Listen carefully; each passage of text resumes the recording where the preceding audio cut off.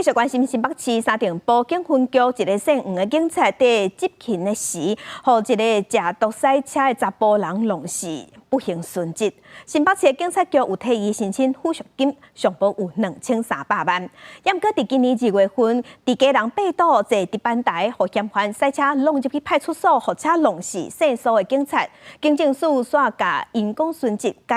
要求讲爱解保因公死亡。也那两种的抚恤金是差别700万，这是引起讨论。也那警政署即马是回应讲，这个案搁在审议阶段，结果也未出来。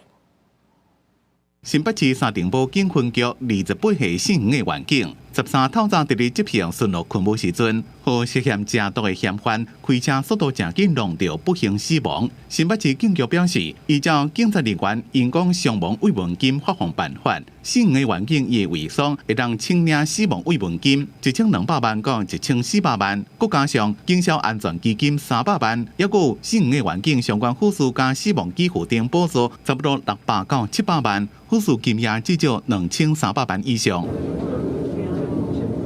因若发生伫咧今年2月，嫌犯开车冲撞贵人北道分驻所，造成24岁姓苏的员警死亡的案件，贵人市警察局向上呈报因公殉职，则予警政署认为无达到因公殉职的标准，要求解保因公死亡。因过殉职的抚恤金1104万，死亡只有378万。这么基层传出不满的声音，贵人市政府也表达抗议。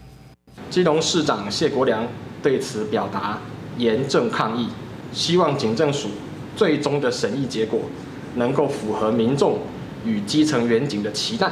根据警察人员人事条例施行细节，因公殉职的条件是执行抢救灾害、具体或者是逮捕的勤务，也有对性命有高度危险的事故，遭受暴力或者是意外危害造成死亡的人才符合。警政署说明，这个案件也未定案，已经请贵人市警察局补充说明，并且检附佐证的资料，会赶紧开审议会议，协助姓苏的环境家属争取上优的护士。这个案子还在审议的阶段，将择日邀集审查小组的成员来召开会议审议。警政署强调，贵人也有三重保分局的员警执行勤务或车弄死案件，会全力协助维作，争取上优护士。记者综合报道。